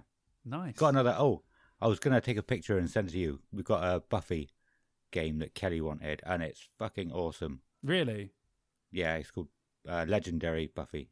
Legendary is like a loads of board games. You got Legendary, Alien vs Predator, Marvel. It's a co-op game as well. Nice. Oh, dude, send me some pics, man. Yeah, I was going to say if we ever meet up to go to a gig or whatever, if I come to stay with you for the Saliva gig, or I'm definitely bringing that, and we are definitely playing it at some point. Yeah, you would love it. That sounds sick. Yeah. I'm well up for that. We got a proper nice big table in our dining room as well. It's perfect for board games. So awesome. Yeah, I'm well up for that. For it. Cool. Bring it, man. Right, where were we? Let's get back on track. Yeah, should we go back into Roadrunner a bit more? Yeah, sorry about that, guys. I mean, We apologise for it every time. I don't know why. If you've listened to this podcast for more than a couple of episodes, you'll know that we love going off on tangents. And that was one of them. Who knows how long it lasted. Anyway, so we're talking about Roadrunner Records. So I'm just going to run through some albums that influenced me, ones that I think influenced a lot of people as well. And we'll just have a general chat about them. So they're in alphabetical order because that's the way I went through Wiki and found them all. I mean, I already knew a lot of these were on Roadrunner, but I was just going through them and adding them as I could. So an album we spoke about on the last podcast, 36 Crazy Fists, a Snow Cape Romance. Obviously, we spoke about you felt like it kind of dropped off at the end of the album. I'd have to agree a little bit. I don't think it's their best album necessarily. It's a good album, don't get me wrong. But at the time, a big album, they were everywhere. They were supporting loads of people. They were all over all the big festivals and everything. So that was like a really big album at the time. I know that the first album's on your work list, isn't it? Yeah. What's it called? I can't remember. It's called Bitterness the Star. Bitterness the Star. Yeah, well remembered. One. Yeah. Yeah, I fucking loved Slit Wrist Theory, the song. I think I heard that after I'd heard a Snow-Capped Romance. Oh, okay. And I was like, I didn't realise they had an album before that one. Yeah. And I was like, it's a fucking awesome song. Like, because everyone was going crazy. Like, people were saying, none of these are good as Slit Wrist Theory. But I don't think I ever actually went back to listen to the album as an album. So yeah, I definitely want to listen to that. It's good. Dare to say it's probably better, I think. The songs were a little bit more disjointed. Like a Snow-Capped Romance feels like an album's been written all in once, where Bitterness of Star feels like they're loads of songs, sort of their early stuff put together. But I think overall the songs might be a little bit better. But yeah, still like well worth checking out. But actually, speaking about 36 Crazy Fists, and obviously Kill Switch will come up later on, I went to a Roadrunner Records gig. It was all Roadrunner bands. It was 5.0, 36 Crazy Fists, and Kill Switch Engage, all on Roadrunner at the time. And that was in 2000 and I want to say 3 or 4. I can't remember. I think it was just before. It must have been 4. It was just before End of Heartache came out. Yeah. So yeah, that was really cool because no one had seen Howard yet. I don't think Kerrang or anyone had put in what he looked like. I might be wrong on that, but I certainly hadn't seen him, and neither had my brother, who went, both huge Killswitch fans. And then this guy came out that was like the complete opposite of the old singer. Old singer was a skinny white dude. New singer's a hench black guy. It was like you literally night and day. Like I knew you were going to use the word hench then. I don't know why. Yeah, it was hench. Like because we were just like, okay, we can't wait to hear this new singer. And it was like, just like complete opposite of Jesse. And it was cool. It was like it was nice to see something completely different. It was great. Yeah, he's fucking great. But we'll talk about that a bit later on. Okay, I'm going to start this on, and this is going to be a theme running through there. Underrated albums and bands. Now, me and you have come up with so many awesome sort of subjects to talk about on future podcasts, but we have to do one where me and you run through a list of unappreciated. Well, we'll probably do a band one and an album one, but we should definitely get some like unappreciated albums, because I'm not sure some people are listening to some of this shit, and I really think that they should be. Yeah. I'm sure you can agree on me with loads of stuff. Like we talked about Raunchy the last couple of episodes and how... I don't think a podcast has ever spoken about Raunchy as much as we have. Yes! Someone tell them. Yeah, it's. I understand. If you've never heard the band, it's a fucking horrendous band name. It is awful. I mean, that's on the list of probably the worst. It's terrible. But their music's really good. Don't let that reflect you just because the band's called Raunchy. The music is really fucking good. Like I said before, some of the raunchy stuff on Wasteland Discotheque sounds like fucking Bring Me the Horizon Sempiternal. So it's of a good quality. But anyway, okay. So we're definitely going to do an episode on, we'll do a separate one on bands like as a whole. And then we'll do another one on like me and you will get 10 versus 10, kind of like we did for the Iron Maiden one. Yeah, I was going to say that we'll have to do a top 10 because we've spoken about wanting to do more, but there's probably not many bands, alliteration again, I can't do two S's together, bands specifically that we can do. Yeah. So yeah, it might have to be just like top 10 all-time albums, top 10 underrated bands. It's good. Yeah. I think that would be awesome. you Yeah. know. Oh, dude, definitely. I think it's a great idea, and we'll 100% do that in the future. You can quote Yeah. us on that. But anyway, yeah. So this would go in as a band and an album. Underrated for me, a band called Anyone, and the album's Anyone. But I think all of their albums are fucking great. But yeah, a band that's really not appreciated, or when you think of Roadrunner, you don't think of this band. I don't think they were pushed very well by the label at the time, and we'll go into that again, as I said before, a little bit later on, that some bands were pushed more than others for various reasons. I'm not quite sure why, but this band really wasn't put on a pedestal like a lot of them were, and they should have been, because it's very fucking good. But we'll talk about that another time. Chimera, Pass Out of Existence. Sorry, what were you saying? I have never ever heard of Anyone. Yeah, ever. There you go. That says it all. And Yeah. I think when you listen to them, you're going to think, holy fuck, more people should know Yeah. about this band, which is, it's a shame when it comes to stuff when great music isn't appreciated by as many people as it should. But hey, someone else might listen to it. I think it's shite, but it's just my opinion. But yeah. Chimera, Pass Out of Existence. Obviously, Chimera released almost all the albums on Roadrunner, I believe.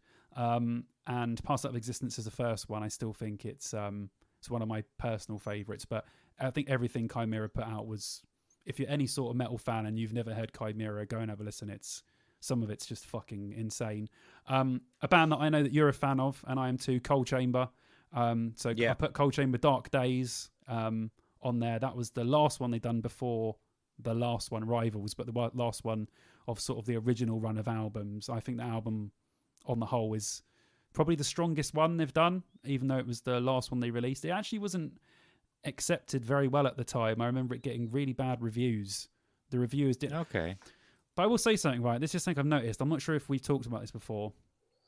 When, about 2003, when, that's just put in air quotes, new metal, because that's not a dirty word. It's a fucking great word for a great time of music. But let's just say, Agreed. when that phase of music started to become uncool, shall we say, what people got to remember is all these Kerrang magazines and Metal Ham magazines, they're all owned by the same people that make smash hits, the same people that make this, like all that shit, right? So what it is, and it's still today with metal magazines, it's all about what's popular. Yeah, a lot of these magazines still put stuff down because it's not popular. Some you can go back and do the research. Some, like Kerrang, are the worst ones for it. They're infamous for giving good albums bad scores on purpose, because that's not what the magazine is currently pushing as the thing. They've all got an agenda, like a lot of people do. But this was one of those albums where I thought, did they listen to this? It's really good. But they gave it like 2 out of 5, and I was like, absolute bollocks. And they've done it to a lot of albums that I really liked. Yeah. It's just strange. That's something I didn't know. Yeah. It's very weird. I've got loads of old Kerrangs and Metal Hammers. We'll have to go through them, dude, and just have a look, because some of the stuff in there is just like fucking insane. But anyway, I won't stay too long on that. So yeah, Coal Chamber, fucking great, fantastic band. Des is great. Cradle of Filth and Amphetamine. Again, a weird sort of era for Cradle of Filth, where we've spoken about this before. They kind of got scaled back a little bit for the music that was out at the time.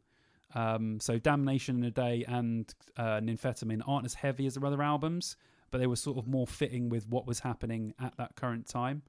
So they're both really strong albums, but they're not quite the full Cradle of Filth that you would have gotten from earlier or later releases. Like now, they're absolutely killing it on Nuclear Blast, and Nuclear Blast are doing exactly what Roadrunner used to do, which is just fucking pushing all these incredible bands and like pushing metal forward. So, but we should do a whole podcast just on Nuclear Blast, because we could do that as well.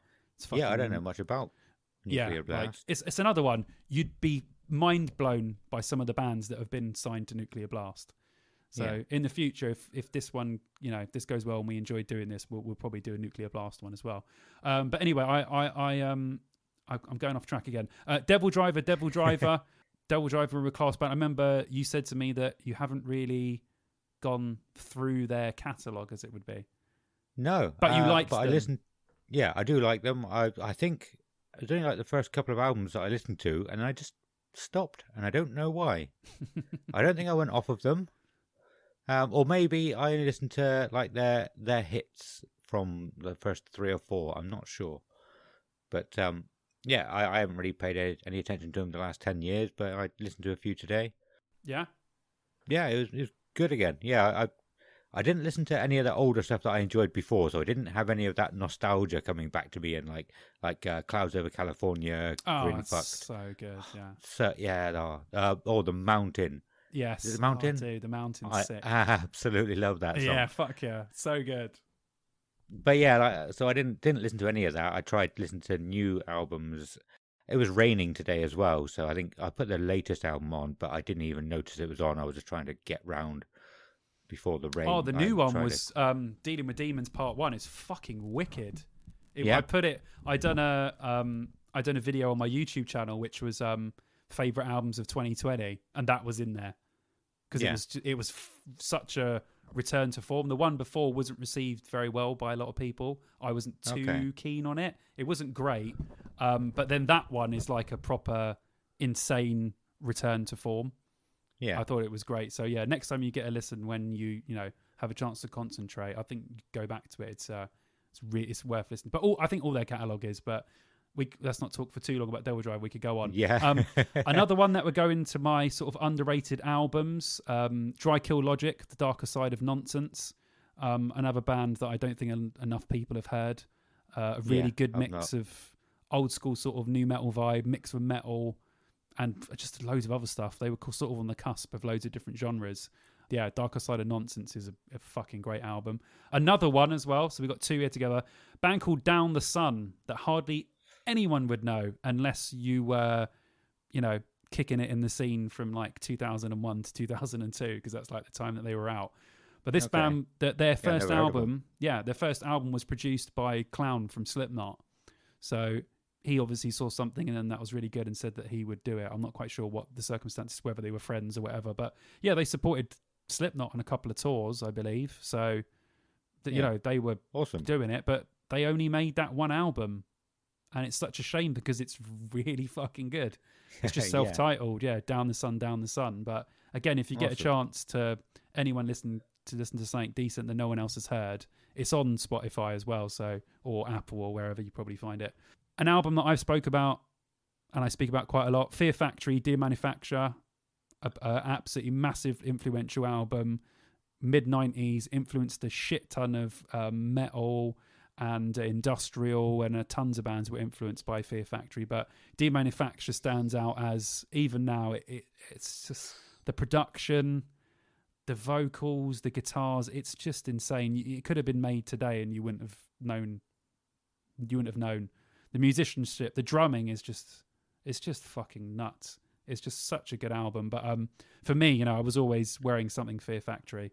Yeah. I'm wearing a Mushroom Head t-shirt right now. FYI, shout out Mushroom Head. Normally, it probably would have been one of my Fear Factory shirts. But yeah, anyway, let's move on. So I've just mentioned a load of albums that are 10, 15 years old. But right in the middle of my list, I have an album that only came out last year, I believe, which is Higher Power, 27 Miles Underwater.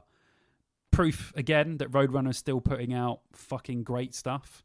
This album is insane. They're really good live. Young band, hungry, and really fucking entertaining. I thoroughly enjoyed it as soon as I heard one of their singles. I was like, yeah, I'm going to listen to that. And then I saw they were playing the Download pilot, and I was like, yeah, I'll go check them out. And I was like, sick. And I've spoken about these bands before, but I would say Higher Power, Holding Absence, and Sleep Token, these are bands that I can see they're going to move up and up and up and up and up the list on Download. These are the sort of bands that will be playing, main stage in, 3, 4, 5, 6 years, whatever. These bands are, for me, I think, going to be, the future. They're pushing our genre forward. But yeah, anyway, so next up, Il Nino, Revolution. So another old one, but fuck me, that album kills. And we've spoken briefly about this before. It's so fucking heavy. I can't remember much about it, but I don't think I was a fan. Really? But I'm going to listen to it again because I haven't listened to it in probably 20 years. Yeah, I mean, it has, it sounds like it's from 2001 or 2002. It sounds like it's from there, But then there are parts where you're thinking it sounds like in the single versions of their songs, they cut out the screaming. Okay. There's bits of the songs that they re-recorded where he sings the bit instead of screaming the bit. Because I think that the screaming bit was just at that point in time just too much for people. Whereas you listen to it now and you think, that sounds fucking great. Why would you cut that out of a single? But that's just what people were doing at the time. Even in like 2004, Killswitch Engage, at the end of Heartache, the song, the music video version, the middle bit, he sings it rather than screaming it. It's screaming on the album, but it's singing on the release. And that's only because radio stations at that time wouldn't play stuff with screaming on it unless they were specifically a rock radio station. I didn't know that. Yeah, bands would do that all there's notorious things like, every Limp Bizkit song would have every swear word cut out. So when you listen to it on the radio, it would just be like, like you couldn't understand a fucking word he was saying. Like it was ridiculous. I have upstairs, actually, this is pretty cool. I have a radio version of Chocolate Starfish and Hot Dog Flavored Water where the entire album has all of the swearing cut out. I don't know how the fuck I got my hands on this, but this must have been something that was used in radio stations or played wherever. But I literally have, the whole Chocolate Starfish album with all the swearing bleeped out. And it's a fucking horrendous listen. I bet. Like, if you listen to Biscuit, you need to swear. What's Hot the dog, song that he's like? It's a 46 well with fucking- the place. Everybody's dead, but the place. It's like this is unlistenable. And you got to think about it, dude. Radio stations were actually playing that then, which is even more insane, and people were still listening to it. Crazy. But yeah. Anyway, I've divulged well off. So I got Killswitch Engage. Alive or Just Breathing. I put that on because I feel like that's the record that got me into them. That's still my favorite to this day. Still has bliss. All their albums have merit. They're great songs on every album. Some albums I love all the way through. Some I pick from, but that's one of the ones that is start to finish an absolute banger. And they changed. Killswitch Engage's formula is still used by bands today. Go to any new metalcore band and listen to it. You'll hear some sort of Killswitch Engage in there. They changed the entire face of metalcore, and they have for literally the last 15, 16, 17 years. So people are still feeling the Killswitch Engage effect now, and obviously they're still going and making good stuff. Korn, The Serenity of Suffering. I want to stop you there. Killswitch Engage, like we spoke about last week, I think. Was it last week? Yeah, it was last week. Yeah, last episode. I listened to them a little bit in the last couple of weeks, and I do quite enjoy Killswitch Engage now. There's a lot of other songs that I've never heard from other albums that I do really like. But like you said, they're a band that everybody seems to like. And you were surprised that I said that I'd not really heard them. Yeah, and I'm now surprised that they're not being sort of pushed to headline download. I agree. I would expect most people to be saying like, Killswitch should be headlining, but I don't see it very often. Maybe I don't know. There's some weird bands on that cusp of they should have been bigger than they are, and I think Trivium's one of them. I think Korn are one of them. I think Killswitch Engage obviously are one of them. There's a load of bands that I feel, Bullet for My Valentine.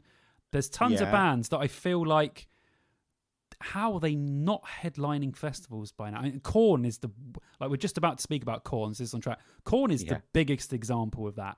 How they are playing under bands is fucking mental. I mean, they changed the game for a long time, and it's mad to me that they aren't they're certainly not headlining festivals in England anyway. I don't know about America, but they're certainly not doing it over here, or I would have thought in Europe. And to me, that's insane. Absolutely mad. I would say Avenged Sevenfold on that cusp as well, but they are one of the bands that actually made it over and were able to headline. They did, yeah, they have, yeah. That's what did weird. they do differently? I don't know. I mean, if you compare when Korn were at their biggest to when Avenged Sevenfold were at their biggest, I mean, there's no comparison. Korn were fucking 10 times bigger, somehow still not headlining festivals. Yeah. That is very fucking odd, isn't it? Anyway, Yeah. I'm sure we could do a whole podcast about that. Yeah, you go. There's another idea for a podcast. Bands that aren't as big as they should have been. We could fucking get a whole list together for that. Definitely. But yeah, Korn Serenity of Suffering. We spoke about that album a little earlier. Really fucking great album for me. Obviously, I've been listening to them throughout the whole time. I haven't literally skipped a beat. And I feel like that one was a real return to form. And weirdly, I think that was the first one they had done on Roadrunner Records. So that's interesting. Yeah, everything else had been done on, I think it was Interscope, EMI. I can't remember. It was someone else. But anyway, I got another band that I feel is underrated, Life of Agony, River Runs Red. That was their first one. Really sick stuff, kind of like hardcore mixed with a little bit of sort of rap stuff with a bit of metal. Fucking great band if you ever get a chance to listen to Life of Agony. Machine Head, Through the Ashes of Empires. We've spoken a little bit about that before and how fucking sick that is. Everything Machine Head have done is, well, I'd say the last album they done was probably their weakest, Catharsis. Everyone hates on Supercharger. And if you hate on Supercharger, you can go fuck yourself because I don't give a fuck what anyone says. Everyone kills Supercharger for no reason. Supercharger is a sick album. Don't care. Simple as that. I kind of went off of them after the Blackening. Oh, what an album I wasn't too keen on that the Blackening, and I haven't really listened to much since then.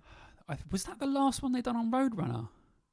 Yeah, I think it might be. And then they done Locust, or whether it was The Locust or something. I can't remember. Yeah. Into the Locust, that's maybe. It. Yeah. We might be getting that completely wrong, but it was around that time, I'm pretty sure. Yeah. Well, we covered ourselves in episode 1 by saying we could get stuff wrong at some point. Tell us if we're wrong. Give us some feedback. We like it. We love it. Love interaction with you dudes. Yeah. Moving on. One of my favourite bands of all time, The Misfits, which I think there's probably their strongest album apart from Static Age. Well, their best album of the Michael Graves era anyway. Famous Monsters. Fucking great album, especially if you love horror punk and metal mixed together. Fucking great. Murder Dolls, Beyond the Valley of the Murder Dolls. Sick. Yeah. Sick album, innit? Yeah. So good. So sick. That's all I got to say. Like, the album is just sick. Like, if you've never heard Murder Dolls. Oh, I listen to it so much. There's members of multiple bands in there. Wednesday 13. I think the guy from Static X was in it for a little bit. Obviously, Joey from Slipknot playing guitar and not drumming. So if you're a Slipknot fan and you weren't aware of Murder Dolls, go check out Murder Dolls because it's definitely worth your time, innit? Yeah. I think that was around the same time I was playing San Andreas as well. I think I feel like I listened to that while playing San Andreas a lot. That sounds like the greatest thing. Like, I just want to go back to 2003 and just stick on Murder Dolls and play San Andreas. Like, yeah, so that's great. Nickelback, Dark Horse. No, Nickelback are rubbish. Hate on Nickelback. See, we've said on this podcast a number of times, we are not Nickelback haters. We are Nickelback lovers. Yeah. We don't just hate bands just because everyone else does. We always give everyone a chance. And Nickelback are sick. If you don't like that, go fuck yourself. Because they're fucking sick. They've got a shitload of albums now, so... I didn't know they were on Roadrunner. They've been on Roadrunner all the way through, haven't they? I'd imagine. First two weren't. From Silverside up to now, still on fucking Roadrunner. Yeah. And I will go, we'll do stuff. We're going to do this on the next episode when I tell everyone about biggest selling artists. So let's just say Nickelback's in the mix, as I'm sure everyone's aware. They've sold a fuckload of records. And which is fantastic and great for the label. I'm sure back in the day, because of how well bands like Nickelback done, they were able to use that money to fund other bands. Yeah. So I'm sure bands on the label probably knew that Nickelback was the reason that they got signed to the label, because if your bands don't do well, you can't sign other bands. So Nickelback, let's just say it now. Nickelback are responsible for for Killswitch Engage doing so well. There you go. I said it. Because they sold a shitload of albums.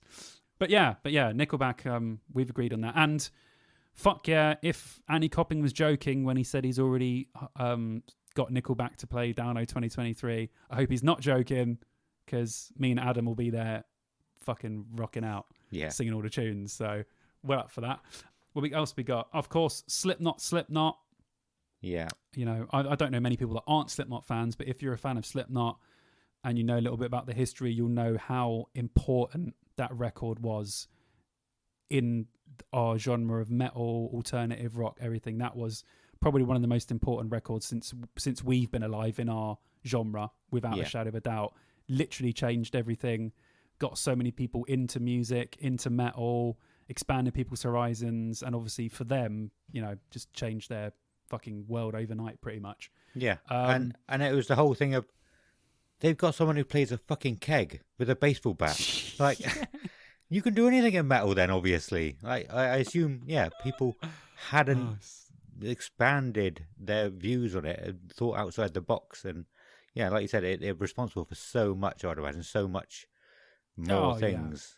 Yeah. Oh, God. There's a lot of the bands we've talked about on that list have just had such a huge knock-on effect. And the overall thing is, all these bands were on Roadrunner Records. Yeah. And they done a fantastic job of pushing the envelope, pushing the records, pushing the artists to get into the mainstream and to change. I mean, this reason we're talking about this label is because they literally changed the game. Like, they just did. It's fact. I'm not just saying it actually happened.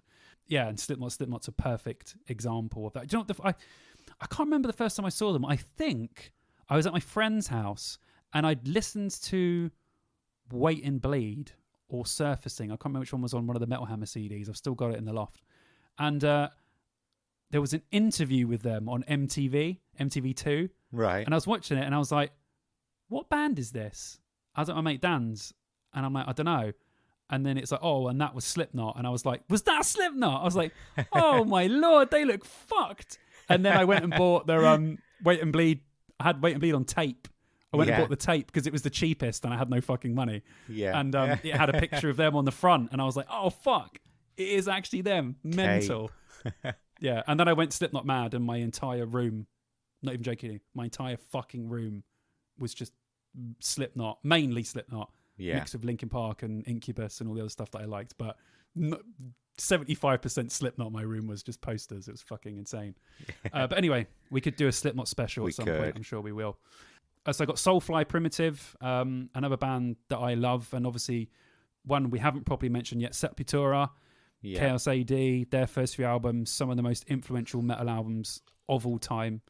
Again, same as the Slipknot, they fucking changed it. As soon as that shit came out, everyone wanted to replicate it, wanted to be the next Sepultura. But Soulfly have always been up there for me.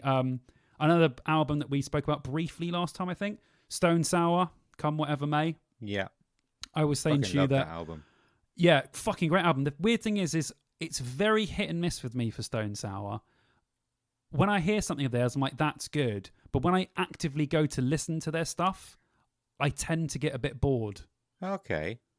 And I'm not sure why, because I've already spoken before about I'm not too keen on Corey Taylor as a person. Yeah. But, well, from what I've heard and seen, I'm sure he's all right. But I love his music. So it was kind of weird that album's great. But everything else I've listened to, I'm a bit like, I'm not sure. I'm just not sure about it yet. Yeah. Did you know how many of their albums do you like overall? Are you like all of them? The same as most of most of the bands is one album. Okay. Yeah. You're that fucking one album guy, aren't you? Yeah. That one album. There's always that guy. Out of all your group of friends, everyone's got a one album guy, and that is you. I didn't know that was a thing. I didn't know I was a thing. Definitely. Yeah. Definitely. Did you know they've been going since 1992? Fuck, really? They started in 1992, and he went to Slipknot from Stone Sour. Yeah, so I knew that. So they reformed Stone Sour, I assume, or maybe they just didn't stop. Yeah, I knew that, but I didn't know how long they'd actually been going. Yeah, it was 92 or 93, I think. But yeah, when I read that the other week, I found it interesting and thought, like, obviously, if people knew his name was Corey Taylor, didn't they? Before they revealed themselves, before they. I can't remember if they by did. that point, people had figured it out. Yeah, people had figured out a couple of them. Yeah, so before they properly revealed themselves. Yeah. Yeah, but people probably would have had pictures of him playing in Stone Sour. Just no one put two and two together because the internet wasn't really a big thing back then. Yeah, yeah. Like if someone tried doing it now, you'd have like internet sleuths trying to or internet detectives, if that's the right word, maybe not sleuth. I don't know. Yeah, trying to work out all these things, and they probably would be able to work it out. But Well, it's kind of weird actually because we mentioned Soulfly, the band, before. On that Primitive album, there's a song with Corey Taylor called "Jump the Fuck Up." yeah, And in the video, they blur Corey Taylor's face. do they? And this was 2001. So obviously at that point, he was just in Slipknot. Stone Sour hadn't even released their first album until I think the year afterwards. Yeah, So he, or the label, whoever, you watch the video now, they obscure his face, they blur it out a little bit. Because obviously at that time, people, he didn't want to know, they didn't want them to know who they were. And then literally a year later, I remember opening Kerrang! And it was a picture of a Stone Sour gig. yeah. And there he was with his, at that time, he had really long hair. And I was like, fucking hell, so that's what he looks like without the mask on. Because obviously I hadn't seen him without the mask on before. Yeah. So I was like, wow, okay, that's what he looks like. Like completely different to what I thought he looked like. Yeah. I had I don't know what the image I had in my head at the time, but it wasn't that. Like it wasn't that at all. But yeah, that was weird. So you can almost get that down to like kind of when that actually happened. So Yeah. it must have been somewhere between 2001 and 2002 Yeah. when you kind of found out But- it was him. I think we've spoken about this before. Maybe I spoke to Sam about it when I interviewed him, but like it felt like they did that whole masked thing without showing their faces for years. But the first album came out in 1999, and they revealed themselves like you said, 2001. So it was only a couple of years, but it felt Well, he longer. did, and a couple of others did. Obviously, then Joey for like 2003, 4. yeah, But a few of them not till a bit later on. But by that Right. time, the internet had become a bit more of a thing, and people were Right. kind of posting photos of them like backstage and like, oh, this is Jim Root. Oh fuck. Oh yeah. Oh, this is Mick. And you're like, oh shit, that's what they look like.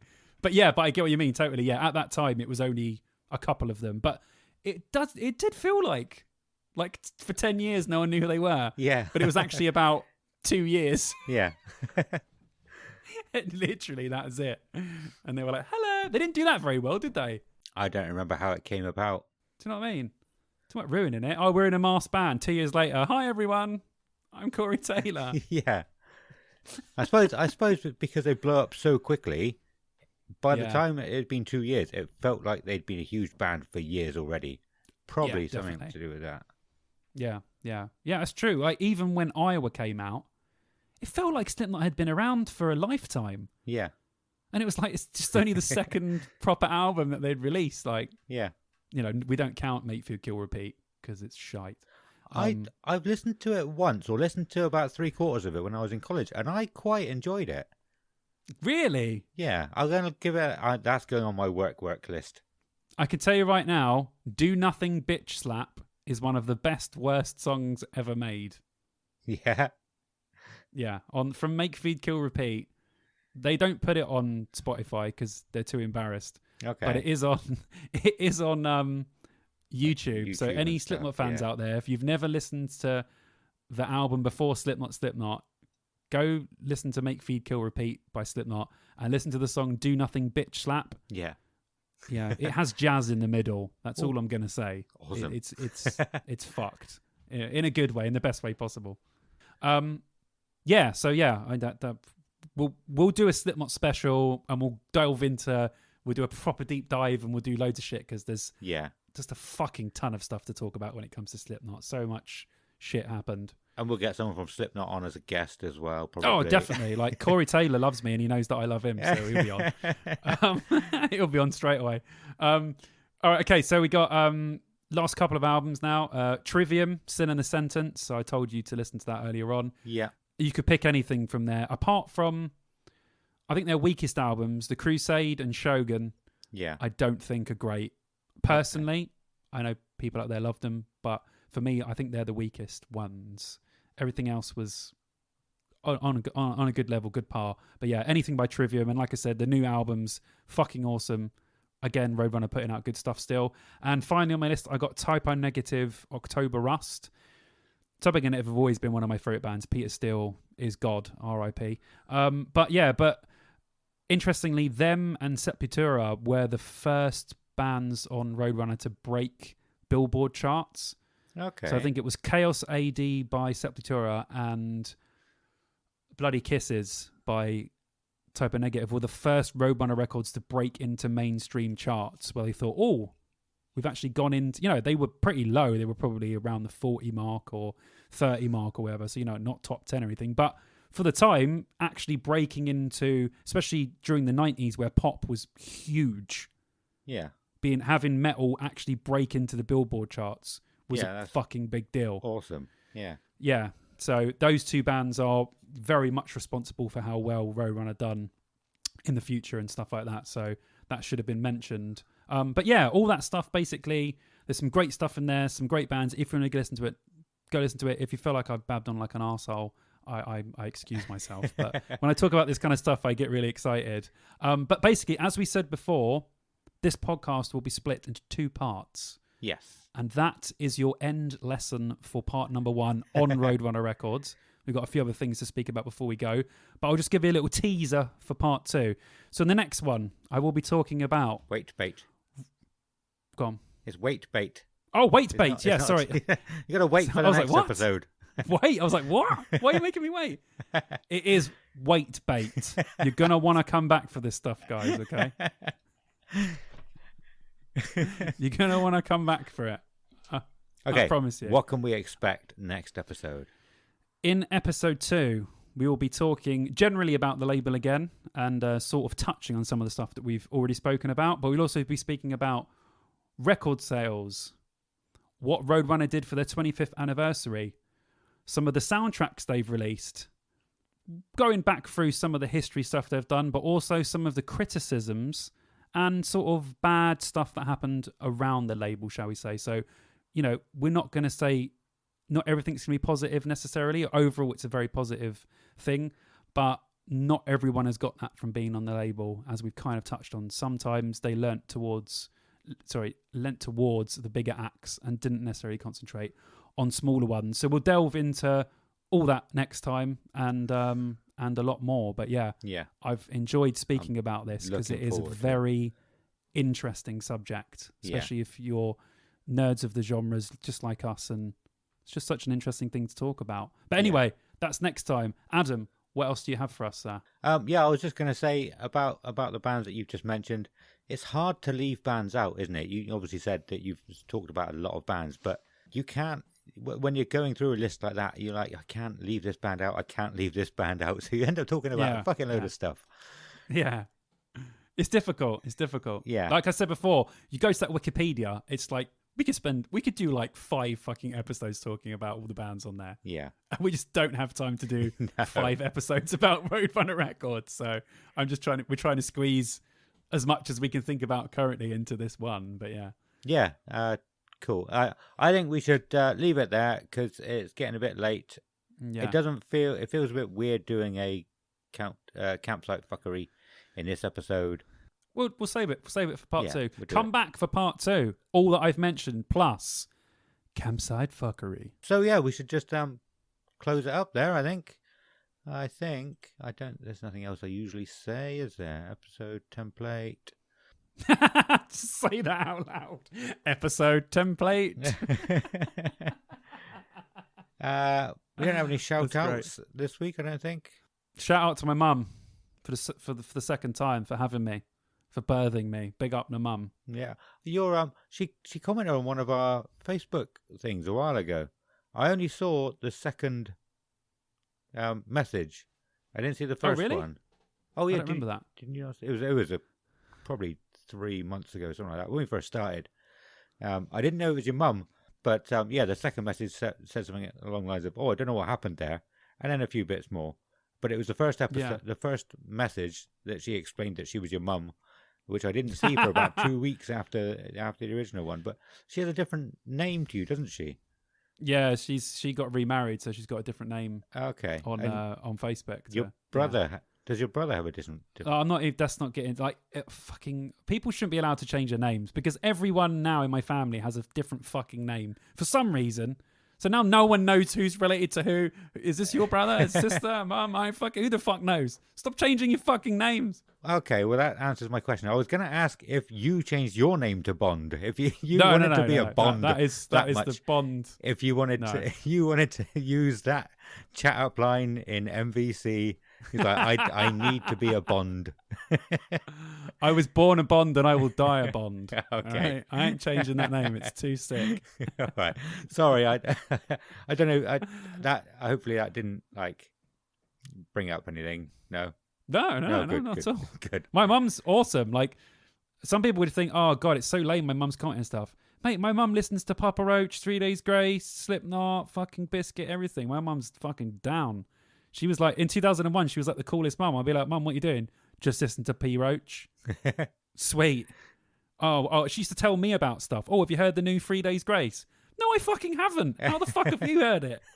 Like, Nice. shit like that. Like, yeah, Mum was sick, man. She's still cool now, but yeah. Awesome. She's always been on the vibes. Yeah. But yeah, sorry, continue. Cool. Well, yeah. So let's close it up here then.